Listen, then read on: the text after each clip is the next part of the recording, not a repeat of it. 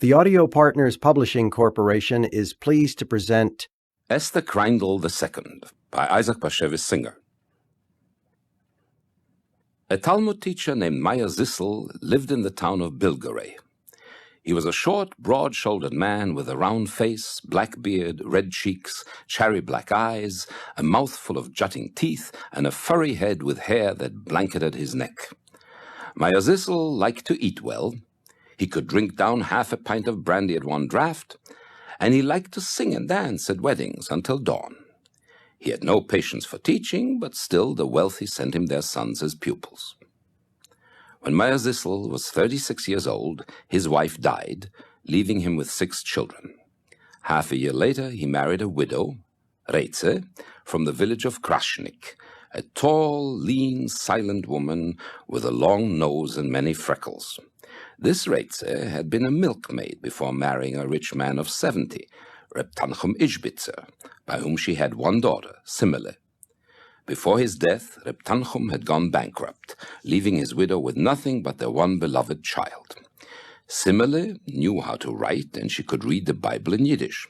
Her father, returning from business trips, had always brought her gifts, a shawl, an apron, slippers, an embroidered handkerchief, and a new storybook. Simele, bringing all her possessions, came to live with her mother and stepfather in Bilgerey. Meyer Zissel's brood, 4 girls and 2 boys, were a greedy, ragged lot, fighters, gluttons, screamers, full of spiteful tricks, always ready to beg or steal. They immediately attacked Simele, robbed her of all her treasures, and nicknamed her Miss Stuck-Up. Simele was delicate. She had a narrow waist, long legs, a thin face, white skin, black hair, gray eyes. She was afraid of the dogs in the courtyard, shrank at the way the family snatched food from each other's plates, and was ashamed to undress before her stepsisters. Before long, she stopped talking to Meyer Zissel's children, nor did she make friends with any of the girls in the neighborhood. When she went into the street, the urchins threw stones after her and called her a fraidy cat. Simele stayed home, read books, and wept. From childhood on, Simele had liked to listen to stories. Her mother had always been able to calm her so, and when Reb Tanchum was alive, he had regularly put her to sleep with a fairy tale. A ready subject for storytelling was Reb Zorach Lipover, a great friend of Reb Tanchum's who lived in Zamość. Reb Zorach was known throughout half of Poland for his wealth. His wife, Esther Kreindel, also came from a rich home. Simele loved to hear about this famous family, their wealth and well-bred children. One day, Meyer Zissel came home for lunch with the news that Zorach Lipover's wife had died. Simele opened her eyes wide. The name brought back memories of Krashnik, of her dead father, of the time when she had had her own room, a bed with 2 pillows, a silken coverlet in an embroidered linen case, a maid to serve refreshments. Now she sat here in an untidy room, wore a torn dress, ripped shoes. Her hair had chicken feathers in it. She went unwashed, and she was surrounded by nasty brats who watched for every opportunity to do her mischief. Hearing of Esther Kreindel's death, Simele covered her face with both hands and wept. The girl didn't know herself whether she was bemoaning Esther Kreindel's fate or her own. The fact that the pampered Esther Kreindel was now rotting in the grave, or that her own, Simele's life, had come to a dismal end. When Simele slept alone on her bench bed, Meyer Zissel's children tormented her. So Reitze often took Simele into her own bed to sleep. This was not a good arrangement, because Meyer Zissel often wanted to come to his wife. And then Simele, though she understood well enough what the adults were up to, had to pretend to sleep through it all. One night, when Simele was in bed with her mother, Meyer Zissel returned from a wedding drunk. He lifted the sleeping girl from his wife's side, only to discover that Reitze had left a heap of wet wash on the bench bed. Because his desire was so strong, Meyer Zissel set his stepdaughter down on top of the oven among the rags, and Simele dozed off. Sometime later, she awoke to hear Meyer Zissel snoring. She pulled a flour sack over herself to keep warm. Then she heard a rustling sound, as if somebody's fingers were scratching at a board. Lifting her head, she was astonished to see a bright spot of light on the wall nearest her. The shutters were closed. The fire in the oven was long since extinct. No lamp was lit. Where could it come from? As Simile stared, the brightness began to shake and tremble, the rings of light to coagulate. Simile, bewildered, forgot to be afraid. A woman began to materialize, forehead first, then eyes, nose, chin, throat. The woman opened her mouth and began to speak words that sounded as if they came from the Yiddish Bible. "Simile, my daughter," the voice said, "be it known to you that I am Esther Kreindel, the spouse of Reb Zorach Lipover. It is not usual for the dead to break their slumber, but because my husband longs for me endlessly day and night, I am unable to remain in peace. Though the 30 days of mourning have passed, he does not cease his lamentations and cannot put me out of his mind. If I could throw off death, I would gladly rise and return to him. But my body is buried under 7 feet of ground. My eyes have already been consumed by the worms. Therefore I, the spirit of Esther Kreindel, have been permitted to find myself another body. Because your father, Reb Tanchum, was like a brother to my Zorach, I have chosen you, Simile. You are indeed no stranger to me, but almost a relative. Simile, I will enter your body soon, and you will become me. Have no fear, for nothing evil will befall you. In the morning, rise, cover your head, and announce to your family and to the townspeople what has happened. The wicked will contradict you and accuse you, but I will protect you. Heed my words, Simile, for you must do all that I bid you. Go to Zamosh, to my sorrowing husband, and be a wife to him. Lie in his lap and serve him faithfully as I have done for 40 years. Zorach may doubt at first that I have returned to him, but I will give you signs with which to convince him. You must not tarry, because Zorach is consumed with longing, and soon, God forbid, it may be too late. God willing, when the time comes for you to pass away, both you and I will be Zorach's footstools in paradise. He will rest his right foot on me and his left on you. We will be like Rachel and Leah. My children will be yours. It will be as if they had issued from your womb. Esther Kreindel went on speaking, telling Simile those intimacies only a wife can know. Not until the rooster in the coop crowed and the midnight moon was visible through the chinks of the shutters did she stop. Then Simile felt something hard, like a pea, enter her nostrils and penetrate her skull. For a moment her head ached, but then the pain ceased, and she felt her hands and feet stretching, her belly, her breasts ripening. Her mind was maturing too, her thoughts becoming those of a wife, a mother, a grandmother who was used to commanding a large house with manservants, maids, cooks. It was all too wonderful. I put myself into thy hands. Soon she sank into sleep, and immediately Esther Kreindel reappeared in her dream and stayed with her until Simile opened her eyes in the morning. The delicate Simile usually stayed in bed late, but that morning she awoke with the rest of the family. Her stepbrothers and stepsisters, seeing her on top of the oven with a meal sack pulled over her, began to laugh, to spray water up at her, to tickle her bare feet with straws. Reize drove them away. Simile, sitting up, smiled benignly and recited, I thank thee. And though it is not the custom to set a pitcher of water near a girl's bed for morning ablutions, Simile asked her mother for water and a basin. Reize shrugged her shoulders. When Simile was dressed, Reitze handed her a slice of bread and a cup of chicory, but Simile said she wanted to pray first. And, taking out her Saturday kerchief, she covered her head. Maya Zissel watched the conduct of his stepdaughter with amazement. Simile recited from the prayer book, bowed down, beat her breast, and after the words, "He make his peace on high," retreated 3 steps. Then, before eating, she washed her hands, up to the wrists, and recited the benediction. The children flocked around, mimicking, mocking, but she only smiled in a motherly fashion and called out, "Please, children, let me say my prayers." She kissed the smallest girl on the head, pinched the youngest boy in the cheek, and made the older boy wipe his nose on her apron. Reitze gaped. Maya Zissel scratched his head. "What sort of stunts are these? I scarcely recognize the girl," said Maya Zissel. "She's matured overnight," said Reitze.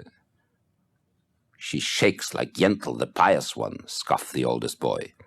"Simile, what's going on?" Reitze asked. The girl didn't answer immediately, but went on chewing slowly the bread in her mouth. It was not like her to act with such quiet deliberation. When she had swallowed the last crumb, she said, "I am no longer Simile." "Then who are you?" "I am Esther Kreindel, the wife of Reb Zorach Lipover. Last night her soul entered me. Take me to Zamosh, to my husband and children. My home is being neglected. Zorach needs me." The older children burst out laughing. The younger gawked. Reitze turned white. Maya Zissel clutched his beard and said, "The girl is possessed by a dibbuk." "No, not a dibbuk, but the sacred soul of Esther Kreindel has entered me. She could not remain in her grave, because her husband Zorach Lipover is expiring of grief. His affairs are topsy-turvy. His fortune is disappearing. She has told me all her secrets. If you don't believe me, I will furnish proof." And Simile began to repeat some of the things Esther Kreindel had confided to her while she was awake and while asleep. As Simile's mother and Maya Zissel listened, they became more and more amazed. Simile's words, phrases, her whole style were those of an experienced woman, of one who was accustomed to running a business and a large household. She referred to matters that it was impossible for one as young as Simile to know. She described Esther Kreindel's final illness, told how the doctors had made her worse with their pills and salves, bleeding her by cupping and leeches.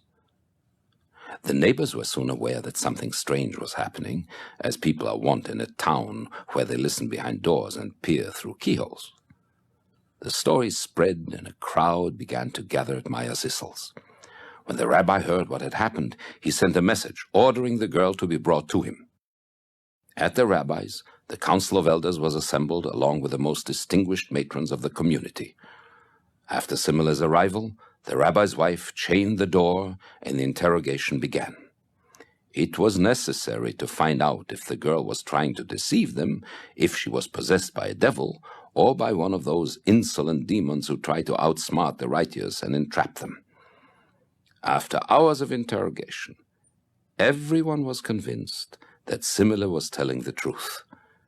They had all met Esther Kreindel, and not only did Simile talk like the dead woman, but her gestures, her smile, the way she tossed her head and brushed her brow with her kerchief was exactly like the deceased. Her manner, too, was certainly that of someone who had always been accustomed to affluence. Moreover, if an evil spirit had possessed the girl, it would have become abusive, whereas Simile was respectful and answered all questions politely and judiciously. Soon the men began tugging at their beards, the women wrung their hands, straightened their bonnets, and tightened their aprons.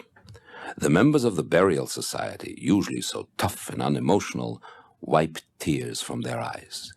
Even a blind man could see that Esther Kreindel's soul had returned.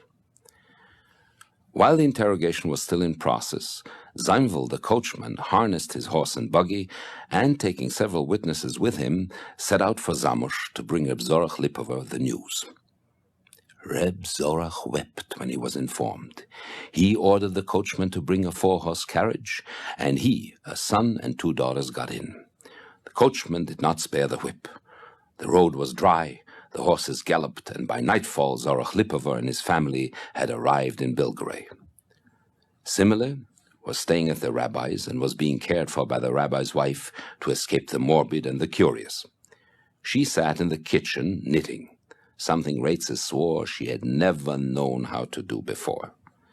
Simile had been reminiscing to those present of long-forgotten events, dreadful winters 3 decades past, heat waves following the Feast of Tabernacles, snow in summer, winds that broke windmills, hails that shattered roofs, rainfalls of fish and toads. She had also chatted of roasting, baking, the illnesses women were susceptible to in pregnancy. She had discussed the rituals pertaining to cohabitation and the menstrual period. The women in the kitchen sat in stunned silence. To them it was like listening to a corpse. Zorach's carriage rolled into the courtyard. When Zorach entered, Simile, having put down her knitting, rose and announced, "Zorach, I have returned." The women burst into a wail. Zorach just kept on staring. The questioning began again and continued until past midnight. Later, there were many conflicting statements about what was said, and these disagreements led to protracted quarrels.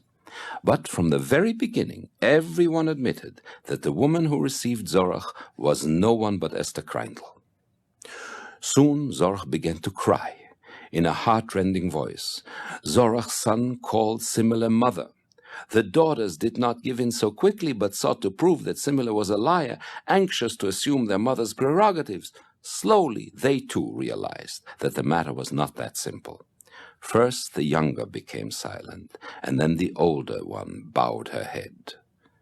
Before daybreak, both daughters had uttered the word they had been avoiding for hours: mother. According to the law, Zorach Lipover could have married Simile immediately. But Reb Zorach had a 3rd daughter, Bina Hodel, who remained stubbornly unconvinced. She argued that Simile could have learned all about Esther Kreindel from her own parents, or from some maid Esther Kreindel had dismissed, or Simile might be a witch, or could be in league with an imp. Bina Hodel was not the only one who suspected Simile. In Zamosh, there were widows and divorcees who thought of Reb Zorach as a catch. None of these had any intention of letting Simile grab Zorach without opposition, and they went around town saying that she was a sly fox, a scheming wanton, a pig trying to put its snout into someone else's garden. When the rabbi of Zamosh heard of Simile's claim, he ordered her to be brought before him for examination. Suddenly, Zamosh found itself divided. The wealthy, the scholarly, and those with sharp tongues were dubious of Simile's claims and wanted to examine her closely. Esther Kreindel's neighbors and friends also wanted to interrogate the girl. When Reitzes heard how things stood in Zamosh and how her daughter was likely to be treated, she protested that she did not want her child dragged around and made the talk of the town, and that Simile was not interested in Reb Zorach Lipover's fortune. But Maya Zissel had different plans. He was tired of teaching, and he had long wanted to move to Zamosh, a larger and gayer city than Belgrade, full of rich men, gay youths, handsome women, taverns, and wine cellars. Maya Zissel persuaded Reitzes to let him take Simile to Zamosh. He had already received a sum of money from Zorach Lipover. In Zamosh, a large crowd gathered outside the rabbi's house to watch Simile arrive with Maya Zissel. Maya Zissel and those on his side saw to it that only the most influential citizens were admitted. Simile was dressed in Reitzes' holiday dress and had a silk kerchief on her head. In recent weeks she had grown taller, plumper, and more mature. Attacked from all sides with questions, she answered with so much good taste and breeding that finally even those who had come to mock her became silent. Esther Kreindel herself could not have given better answers. At the beginning, she was asked much about the other world. Simile told of her death agony, the cleansing of her body, her burial. She described how the angel Duma had approached the grave with his fiery rod and asked her name. Then, how evil spirits and hobgoblins had tried to fasten themselves to her, and how she had been saved by the Kaddish of her pious sons. Her good deeds and transgressions were weighed against each other on the scale at her trial in heaven. Satan had plotted against her, but holy angels defended her. She told of her encounter with her parents, her grandparents, her great-grandparents, and other souls who had long been residing in paradise. But on her way to judgment, she had been permitted to look at Gehenna through a window. When she spoke of the terrors of Gehenna, the torture beds, the piles of snow on beds of coals whereon the wicked were turned, the glowing hooks on which the spiteful were hung by their tongues or breasts, the whole assemblage sighed. Even the scornful and the impenitent trembled.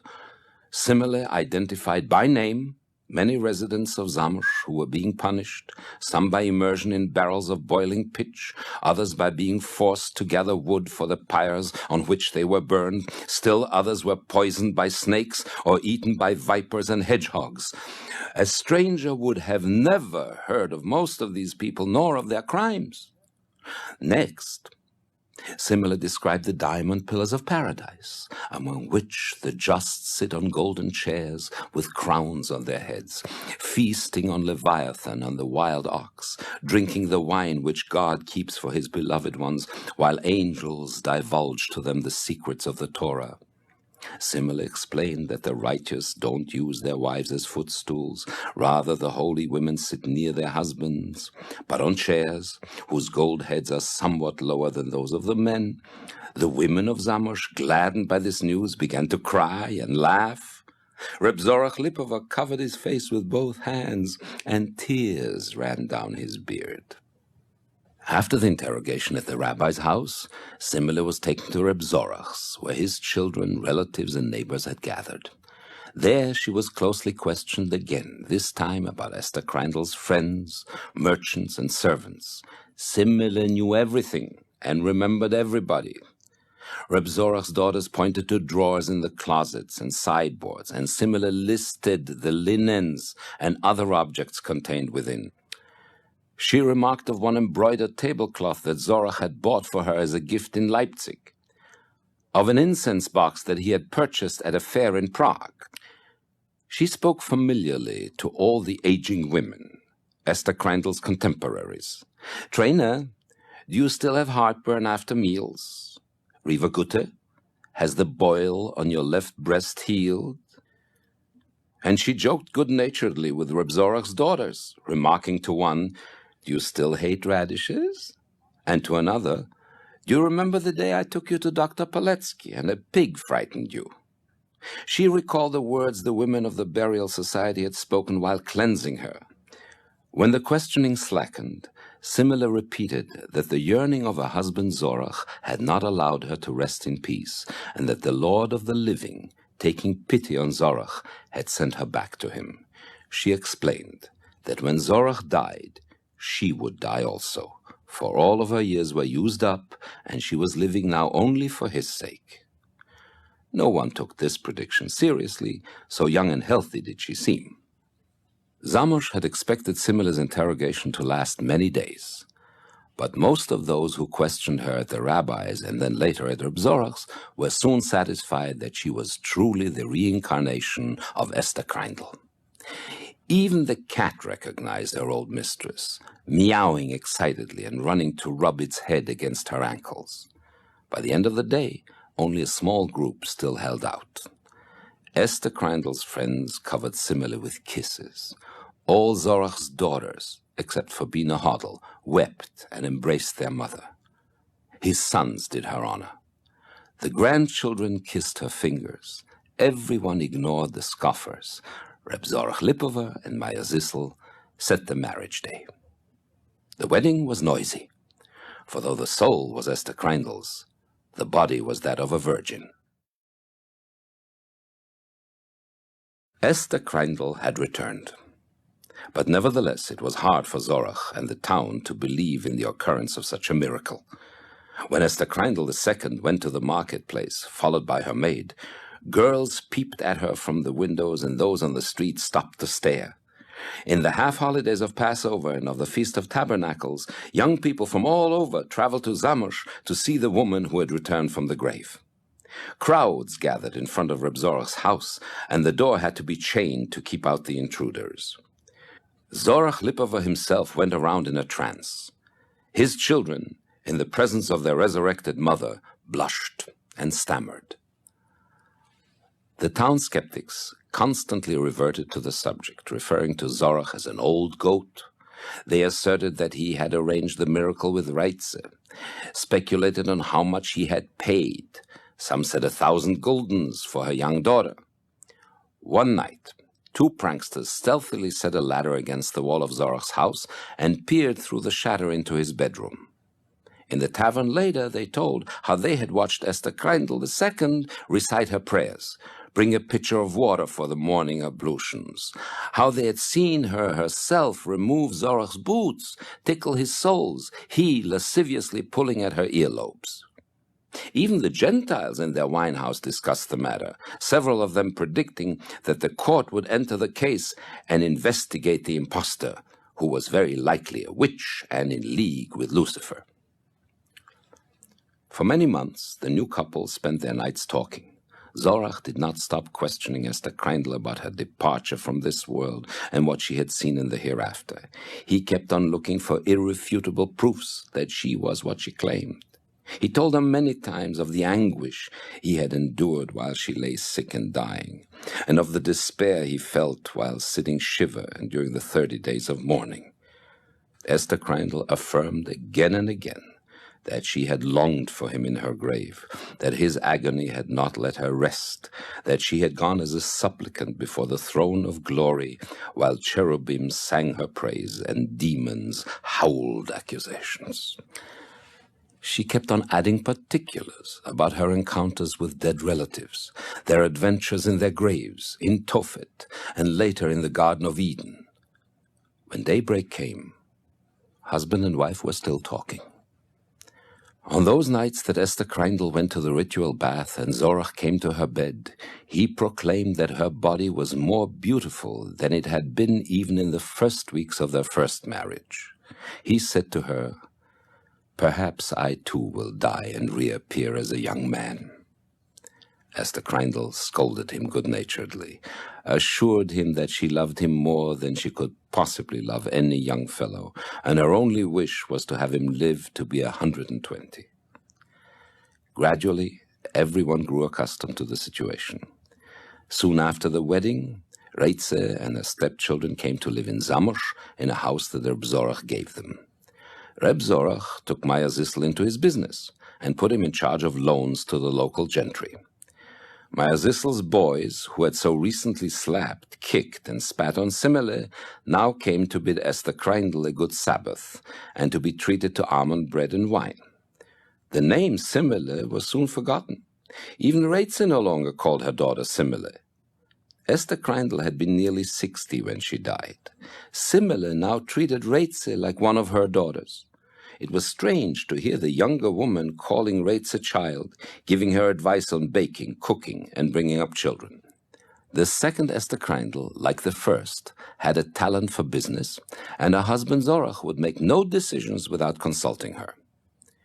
In the community, too, the second Esther Kreindel assumed the position of the first. She was invited to accompany brides to the synagogue, to be the matron of honor at weddings, to hold the babies at circumcisions. And she conducted herself as if she had been accustomed to such honors for years.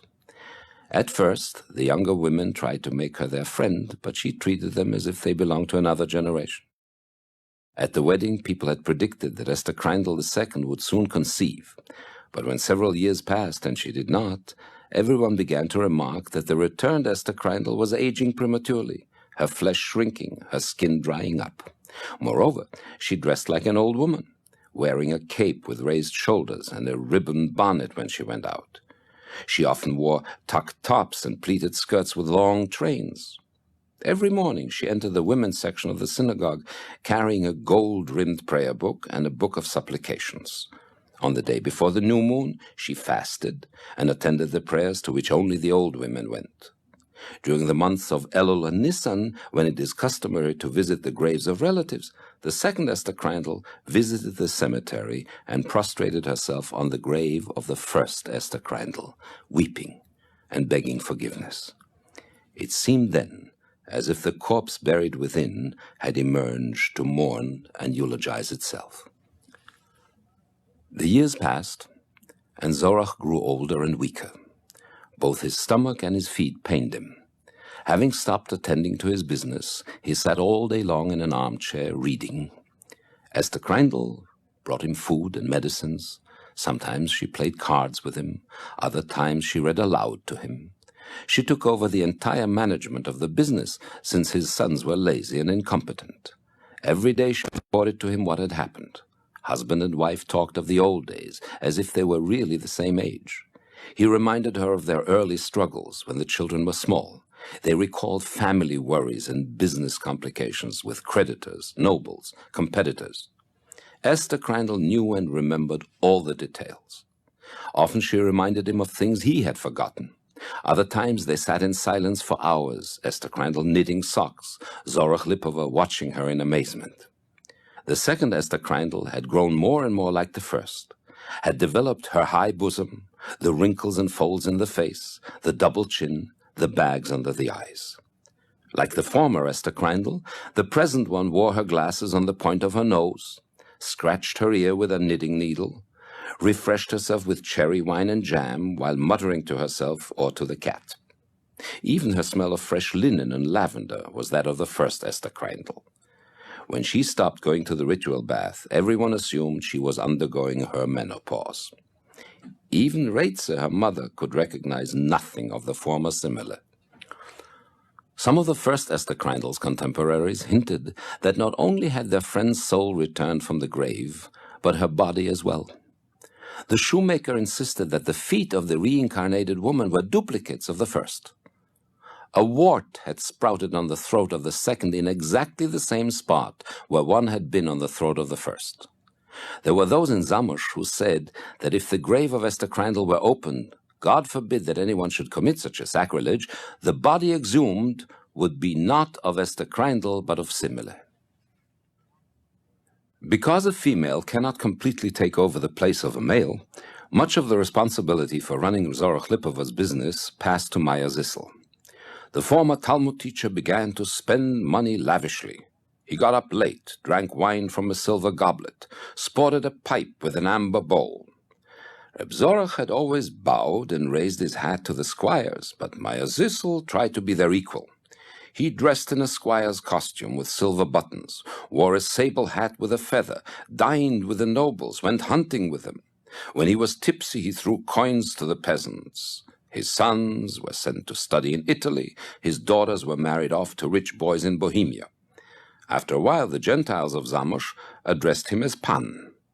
Esther Kreindel reproached him, said it was not good for a Jew to indulge in worldly pleasures, that it made the Christians jealous, and that the money was being squandered. But Maya Zissel paid no attention. There came a time when he ceased to go into Reitz's bedroom.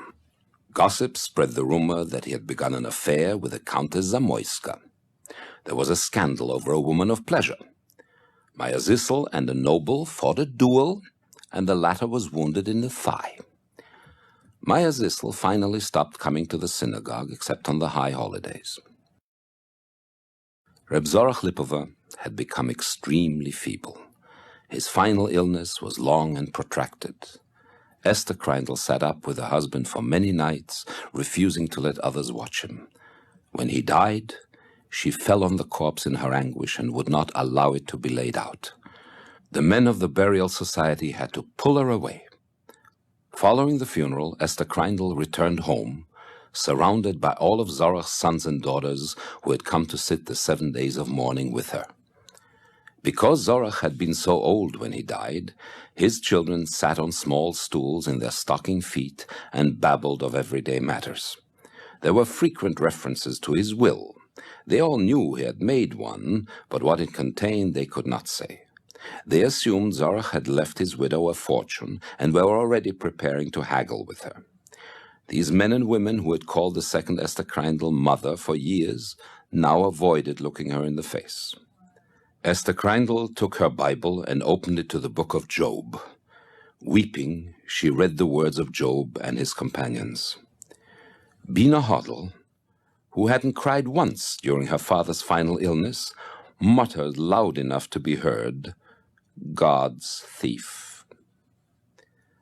Esther Kreindel closed the Bible and stood up. "Children, I want to take leave of you." "Are you going somewhere?" Bina Hoddle asked, lifting her brows. "Tonight I will be with your father," Esther Kreindel replied. "Tell us that next year," quipped Bina Hoddle. At supper that night, Esther Kreindel hardly touched the food on her plate. Afterwards, she stood at the east wall. She bowed, beat her breast, and confessed her sins as if it were Yom Kippur. Reitze washed dishes in the kitchen. Maya Zissel had gone to a ball. When Esther Kreindel was finished, she went into the bedroom and ordered the maid to make up the bed there. The maid demurred, muttering that the lady should sleep elsewhere. The master had died in that room. A wick was still burning in a shard, and the customary glass of water stood on the night table with a piece of linen inside, prepared for the soul to cleanse itself. Who would spend the night in a room from which a corpse had so recently been taken out? But Esther Kreindel bade the girl to do as she had been told. Esther Kreindel undressed. The instant she stretched out on the bed, her face began to change and became yellow and sunken. The maid ran to summon the family. A doctor was sent for. Those who watched Esther Kreindel die testified later that she looked exactly like the first Esther Kreindel in her death throes. Her eyes remained open, but opaque and unseeing. She was addressed, but did not answer. A spoonful of chicken soup poured into her mouth, dribbled out. All at once, she heaved a sigh, and the soul left the body. Bina Hoddle threw herself down at the foot of the bed, calling out, "My good mother, my sacred mother." The funeral was a large one. Esther Kreindel II was buried near Esther Kreindel I. The most venerable woman of the town sewed her shroud. The rabbi delivered a eulogy. When the funeral was over, Maya Zissel presented to the rabbi 2 wills. In one, Zorach Lipova willed his wife 3/4 of his fortune. In the other, Esther Kreindel left 1/3 of her inheritance to charity and 2/3 to Reitze and her children. Maya Zissel was the executor. Not many months later, Bina Hoddle died, and Maya Zissel, without Esther Kreindel's stabilizing influence, became reckless. He gave credit to insolvent merchants, accepted mortgages without evaluating the property, and continued to lose large sums of money. He was forever initiating lawsuits. More and more often he had to hide from his creditors and from the king's tax collectors. One day, a group of squires accompanied by marshals, bailiffs, and soldiers came to Maya Zissel's palace. The governor of Lublin had authorized a public auction of all his property. Maya Zissel was arrested, shackled, and thrown into prison. Reitze tried to raise money from the community to get him released, but because he had ignored the Jews and Jewishness, the elders refused him assistance. The squires with whom he had drunk and caroused did not even bother to answer his letters of supplication. One morning 9 months later, when the jailer entered Maya Zissel's cell with a loaf of bread and a bowl of hot water, he found the prisoner hanging from the window grating. Maya Zissel had torn his shirt into strips and braided it into a rope. The Jews took away the corpse and buried it behind the fence. Years later, the people in Zamość, in Bilgoraj, in Krasnik, even in Lublin, continued to discuss the case of the girl who went to sleep simile and woke up Esther Kreindel. Reitze had long since died in the poorhouse. Her children, who lived in foreign lands, had completely forsaken their faith. Of Zorach Lipova's great fortune, nothing was left. But the controversy still went on. A wedding jester wrote a poem about Simile. Seamstresses sang a ballad about her. On long winter nights, girls and women, plucking feathers, chopping cabbage, knitting jackets, reviewed the facts. Even cheder boys told one another the story of how the soul of Esther Kreindel was reincarnated. Some contended that the whole thing had been mere fraud. What fools Reb Zorach Lipova and his family had been to let themselves be tricked by a girl. They claimed that the mastermind was Maya Zissel. He had wanted to give up teaching and enjoy Zorach's wealth. One man concluded after much thought that Maya Zissel had copulated with his stepdaughter and persuaded her to be a party in the plot. Another said Reitze had initiated the conspiracy and had primed her daughter for the part. In Zamosh, there was a Dr. Ettinger, who argued that miraculous though it was for a woman to rise from her grave and return to her husband, it was an even greater miracle for a 14-year-old girl to deceive the elders of Zamosh. After all, Zamosh, unlike Chelm, was not a town of fools. In addition, how had it happened that Simile had not become pregnant and had died the night after her husband's burial? No one can make a contract with the angel of death. In any case, there is a birth tree growing from Zorach Lipova's grave. Birds nest in its branches. The leaves never stop trembling, and their perpetual rustle rings like tiny bells. The tombstones of Esther Kreindel I and Esther Kreindel II lean against each other and have been made almost one by time. The world is full of puzzles. It is possible that not even Elijah will be able to answer all our questions when the Messiah comes. Even God in seventh heaven may not have solved all the mysteries of his creation. This may be the reason he conceals his face. Production copyright 1986 by the Audio Partners Publishing Corporation. All rights reserved. The Audio Partners Publishing Corporation is also pleased to be the publisher of Great American Short Stories, a collection of short stories by Mark Twain, Stephen Crane, Ambrose Bierce, and Jack London. For a free Audio Editions catalog offering thousands of audiobooks on cassette and compact disc from all major publishers, call toll-free 1-800-231-4261. Visit our website at www.audioeditions.com.